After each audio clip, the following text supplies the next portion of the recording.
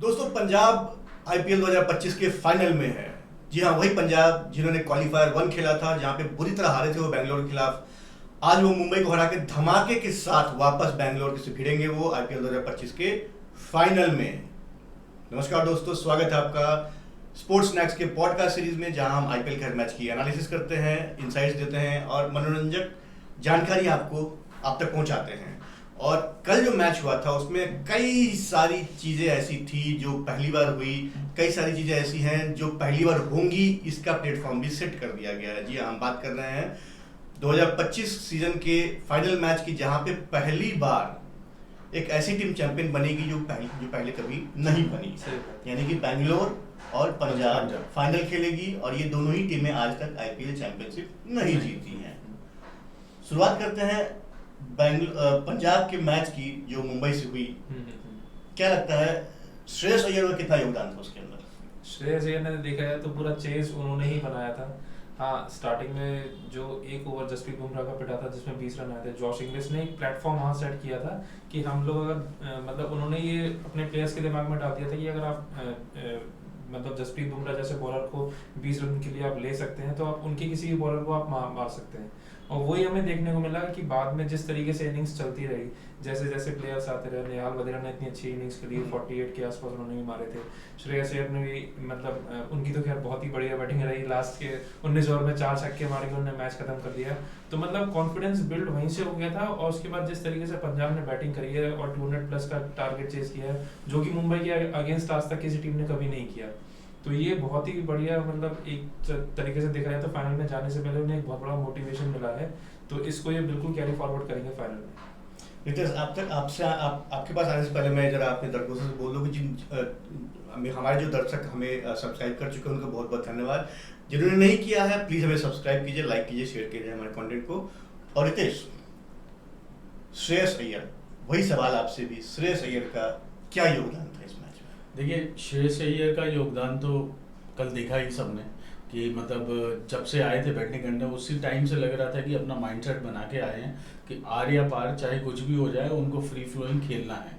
But उनके अलावा मैं और बात करना चाहूँगा, जैसे जो नए इंडियन प्लेयर्स आ रहे हैं, हालांकि अच्छी शुरुआत नहीं मिली थी, प्रभ सिमरन जल्दी आउट हो गए थे, बट प्रियांश आर्या ने एक छोटा सा कैमियो खेला, काफ़ी वैल्यूएबल कैमियो था वो। उसके बाद उनकी और जॉश इंग्लिश की जो थोड़ी सी पार्टनरशिप हुई, उसने भी थोड़ा सा मोमेंटम बनाया। और वहाँ से जब श्रेयस बैटिंग करने आया तो एक स्टेज सेट था।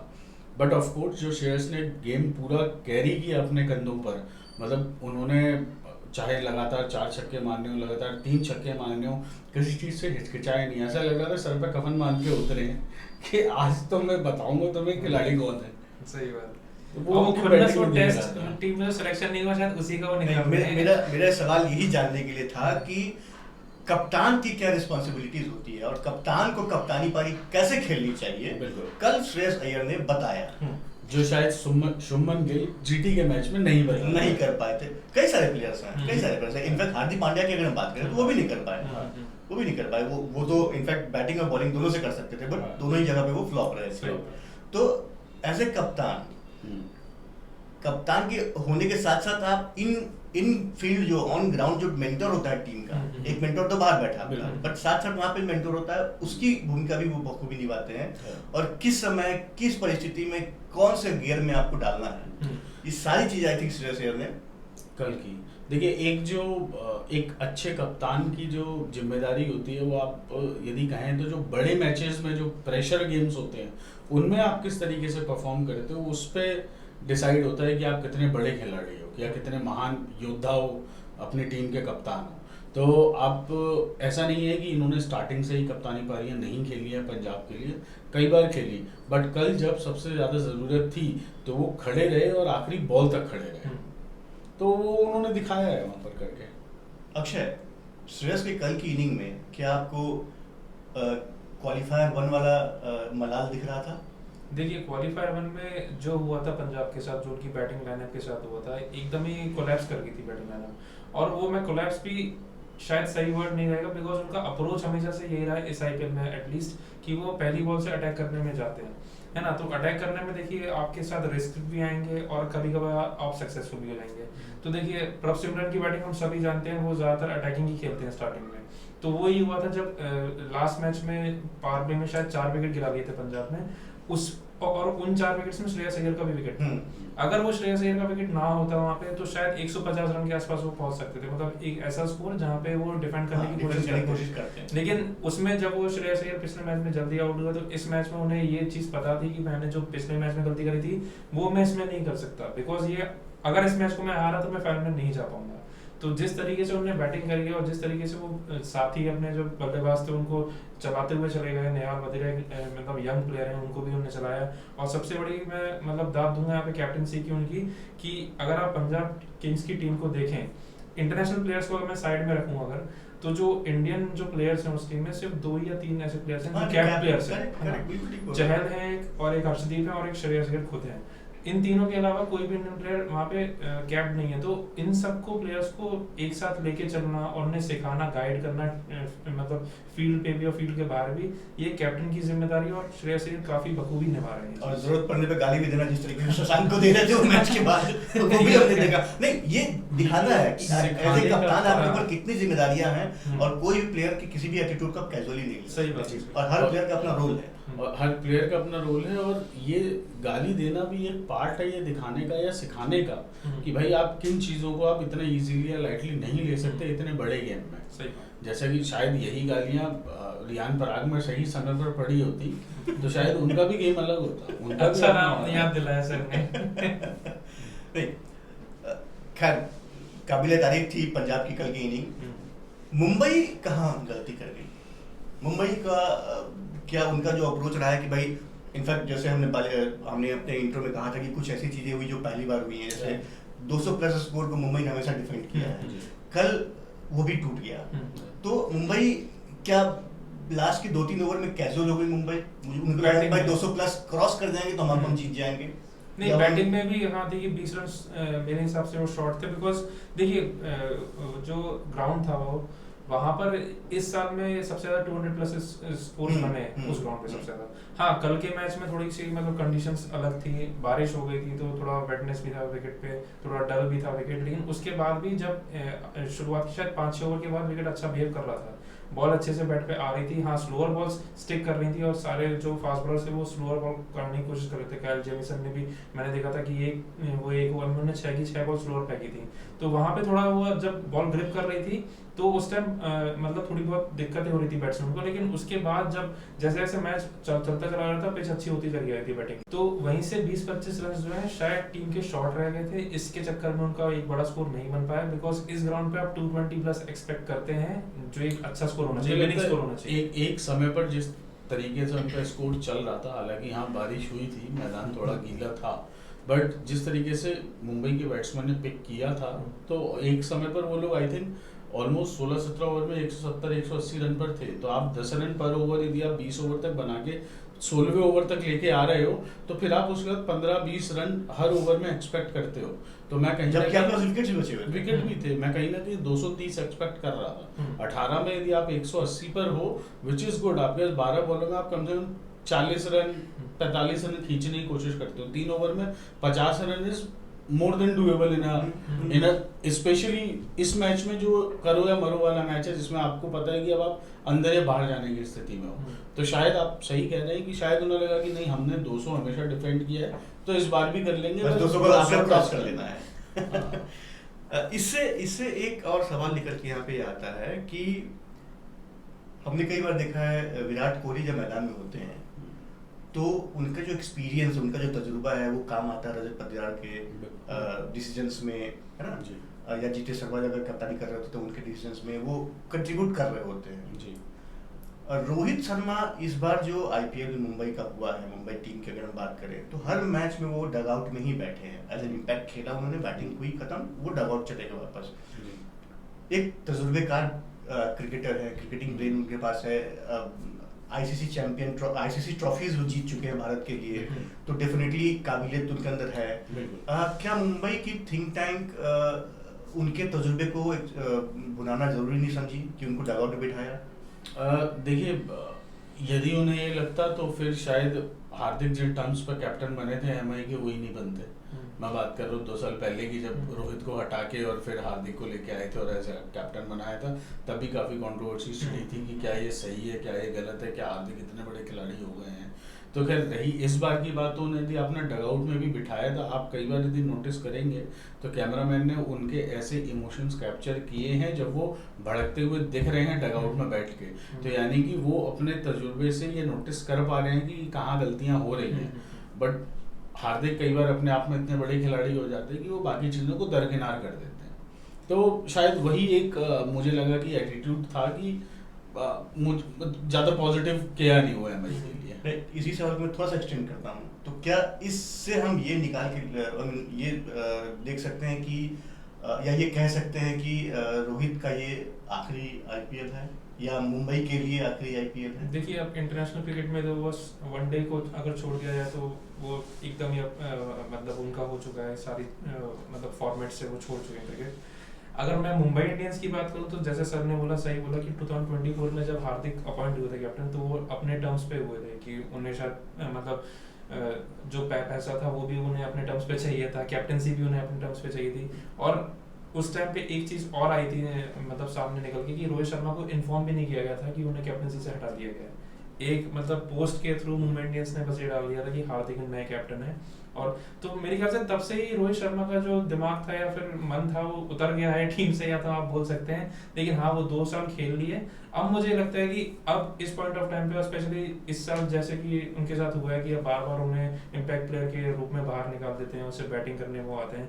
तो ऐसे में अगर वो मुंबई इंडियंस के साथ अच्छा खासा उनका सिंक नहीं बन पा रहा है तो आई थिंक उन्हें मुंबई इंडियंस से मूव कर जाना चाहिए, किसी और टीम में जाना चाहिए। चेन्नई को एक नए तजुर्बेकार कप्तान, चेन्नई में तो सर वैसे भी मतलब जो जिनकी चेन्नई का इतिहास भी रहा है, जो सीनियर प्लेयर्स होते हैं उनको उन्हीं को लेके आते हैं। तो नहीं तो हमारे एनालिसिस के हिसाब से एक ब्रेकिंग न्यूज जो हम कह पाएंगे या कह सकते हैं वो ये कि रोहित शर्मा शायद मुंबई इंडियंस के साथ आखिरी बार दिखे हमें इस आईपीएल में। हो सकता है। एक चीज और कल के मैच में एक ट्रेंड सेट करती है या एक माइंडसेट को दर्शाती है, वो ये है कि जब आप किसी अपोनेंट के स्टार बॉलर को हेड ऑन लेते हैं तो उसका इम्पैक्ट पूरी टीम के मनोबल पे जाता है। हम बात कर रहे हैं जॉश इंग्लिश की बैटिंग की और बुमराह के पहले ओवर की, जहाँ पे जॉश इंग्लिश ने उनको 20 रन के लिए खींचा था। कि कितना जरूरी होता है इस तरह से हेड ऑन लेने के? देखिए, एक बार और ऐसा पहले हुआ था जब आरसीबी विराट कोहली ने पहली बॉल से जब बुमराह का कमबैक हुआ था, मारना शुरू किया था और उन्होंने कमबैक किया था जिस गेम में, तो वहाँ भी विराट कोहली स्टेटमेंट या मैसेज देना चाह रहे थे कि भाई यदि ये इनके सबसे एक्सपीरियंस खिलाड़ी है तो मैं इनको आगे निकल के भी छक्का मार सकता हूँ, और यदि मैं मार सकता हूँ तो मेरी टीम के हर खिलाड़ी के अंदर वो काबिलियत है जो ये काम कर सकता है। वही कल जॉश इंग्लिश को के पास भी आई थिंक क्लियर मैसेज था कि आपको वो जो 6 और 7 बॉलर्स का जो दल है उसमें से सबसे ज़्यादा आपको बुमराह को हेड ऑन लेना है, और जो उन्होंने लिया। और उसके बाद आपने देखा होगा कि ऐसा बहुत ही कम होता है कि बुमराह 1 ओवर करके और बाद में चले जाए। हाँ। कम से कम 2 ओवर फेंकते हैं क्योंकि लाइन बनती है, आपको थोड़ा लय लाने के लिए समय लगती है और उसके बाद आप वापस लय में आते हैं। बट उनको 1 ओवर बाद हटा दिया गया था क्योंकि मुंबई को भी पता था ये मेरा हेड ऑन बॉलर है या मेरा टॉप मोस्ट बॉलर है, और यदि 1 ओवर और ये पिट गया तो फिर उनके पास बाद के ओवर कराने के लिए भी ऑप्शन नहीं बचेगा। तो वो जॉश इंग्लिश के सामने, क्योंकि जॉश इंग्लिश बेखौफ खेल रहे थे, उन्हें परवाह ही नहीं थी कि बॉल कहाँ जा रही है, शॉट कहाँ जा रहा है, बॉल आई है, मारना है। और रही दूसरे बॉलर्स की बात तो ऑफकोर्स हाँ थोड़ा सा तो फर्क पड़ता है, बट वहीं मैं यदि बात करूँ श्रेयस की काबिलियत की, तो ऐसी यॉर्कर बॉलों को जो उन्होंने थर्ड मैन पे कट करके मारा है वो आप एक्सपेक्ट भी नहीं। उन्होंने एक्चुअली एक नया उपाय दे दिया है बैट्समैन, आने वाले बैट्समैन को, कि आप बुमराह को कैसे खेल सकते हैं, बुमराह के यॉर्कर्स को, किसी भी डेडली यॉर्कर को खेलने का। क्योंकि आई थिंक जो दूसरे बॉलर्स पे यदि इम्पैक्ट जो पड़ता है, तो जैसे कल ट्रेंट बोल्ट हो या अश्विनी कुमार हो, उन्होंने किसी बॉलर को नहीं छोड़ा। ट्रेंट बोल्ट जाने जाते हैं अपने स्लो ओवर्स में यॉर्कर्स के लिए, और उन्होंने मतलब जितनी भी सदी हुई यॉर्कर हो उन्होंने वो शॉट इजाद कर लिया है। हाँ, मुझे लगता है बहुत ज्यादा पीछे जाने की जरूरत नहीं है। इसके ठीक पहले वाले मैच में जिस तरीके से जो वॉशिंगटन सुंदर है गुजरात के, वो जो पारी खेल रहे थे, उन्होंने काफी बढ़िया पारी खेली थी।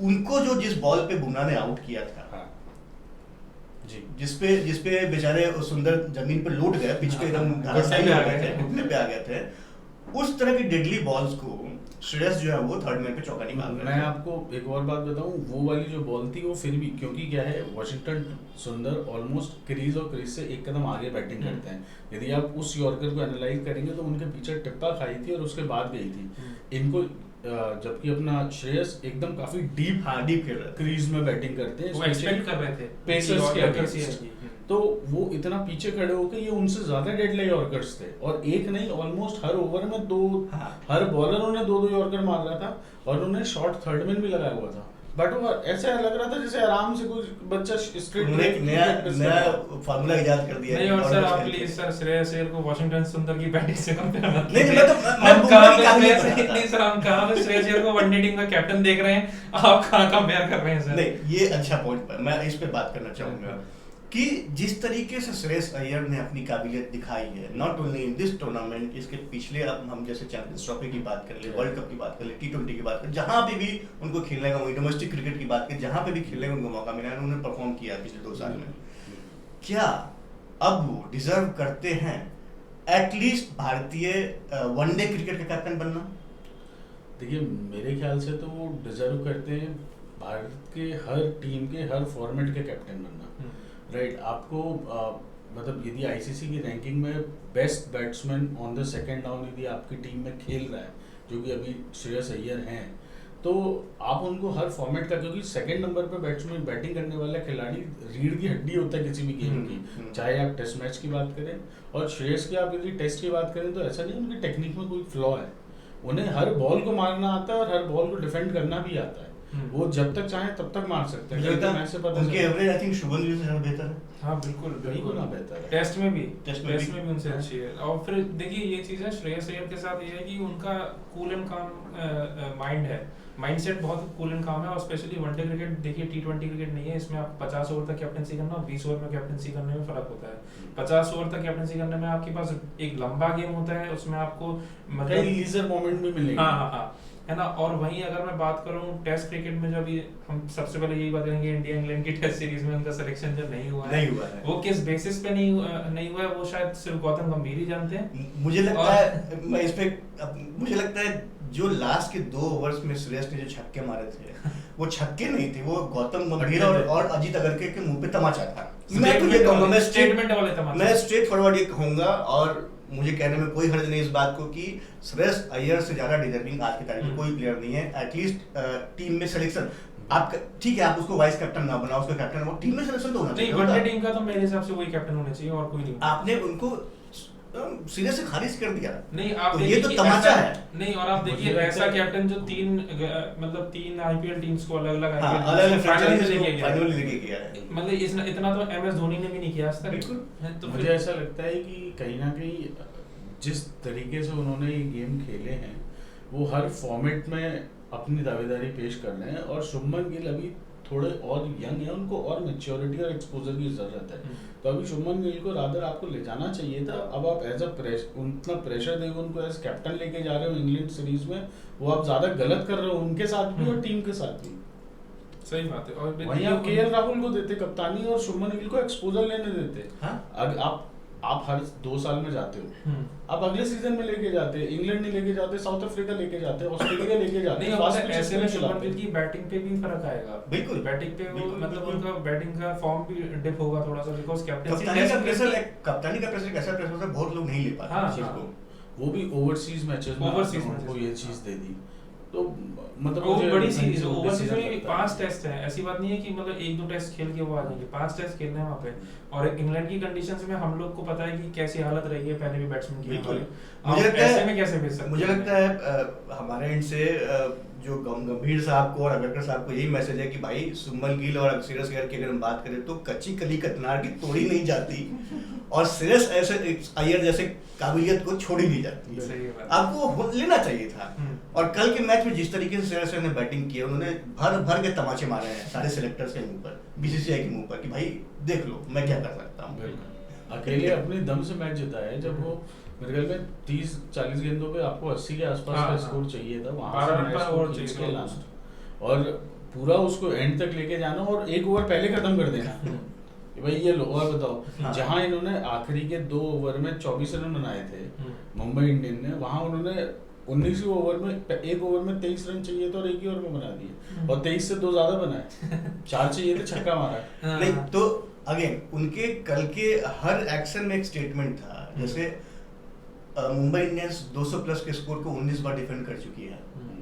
उन्होंने कहा 20वें ओवर तक जाएंगे नहीं, हम 19वें ओवर में तुम्हें हराएंगे, 19वें ओवर में हराएंगे, हम 19वें ओवर में तुम्हें हराएंगे, लाओ कर लो बात। नहीं, और फिर सबसे बेस्ट था कोल्ड सेलिब्रेशन। हाँ सबसे बेस्ट कैप्टन थे वो, उन्हें छक्का मारा, उन्हें कोई फर्क नहीं है, तो होता it was just a game. हाँ, it was just a game, बस कि पहुंच गया फाइनल में, ठीक है वो चीज थी। तो कुल मिला के कहानी ये है कि श्रेयस अय्यर अपने दम पर अकेले जो नैया खींच के ले जा रहे हैं पंजाब की, हमें लगता है कि वो काफ़ी धमाकेदार टक्कर देने वाले हैं बेंगलोर की टीम को। और बेंगलोर की टीम क्वालिफायर 1 में जिस तरह से उन्होंने हराया था पंजाब को, उन्हें लग रहा हो कि अरे वापस इनके खेलेंगे, तो मुझे लगता है थोड़ा सा उनको संभलना चाहिए। आई थिंक बहुत ही ये कल का मैच उनके लिए भी एक बहुत आई ओपनर रहा होगा कि वो कि भाई अच्छा हुआ हम पिछला वाला तो आराम से जीत के आ गए, बट इस फाइनल की तैयारी कल क्राउड में एक ऐसे मास्क मैन दिखे जिन्होंने रुमाल बांध के पूरा चेहरा ढका हुआ था और कैप बेंगलोर की पहनी हुई थी उन्होंने। अच्छा, लोग कयास लगा रहे हैं कौन थे वो क्या वो कोहली तो नहीं थे जो देखने आए थे कि वो क्या रहा इस मैच में। कोहली वो मैच टीवी पर ही देख रहे होंगे, आई एम श्योर। देखिए, जब आप इस लेवल पे मैच खेल रहे होते हैं तो स्टडीज आप सारे टाइम कर ही रहे होते हो, हर बॉल एनालाइज की जाती है कि कहाँ फंस रहे हैं, कहाँ मार रहे हैं। कल एक मौका श्रेयस ने ऐसा नहीं दिया उनको पढ़ने के लिए कि भाई देखो मैं इस बॉल पे फंस रहा हूँ, उनका तुम कहीं फेंको मैं मार दूंगा। तो कुल मिलाकर कहानी ये है कि पंजाब 11 साल बाद आईपीएल का फाइनल खेलेगी और धमाकेदार तरीके से वो पहुंची है यहाँ पे। मुंबई के सारे सपनों को चूर चूर कर दिया उन्होंने, मुंबई के सारे जो रिकॉर्ड्स है उनको ध्वस्त कर दिया उन्होंने, और एक स्टेटमेंट के साथ नॉट ओनली आईपीएल को, आईपीएल की फ्रेंचाइजी को, आईपीएल के मैनेजमेंट को, बीसीसीआई को भी उन्होंने एक मैसेज दिया है कि मेरे से ज़्यादा काबिलियत भरा प्लेयर आज के तारीख में भारत में नहीं है, तो आप हमें कृपया इग्नोर ना करें। हमारे साथ जुड़े रहने के लिए धन्यवाद।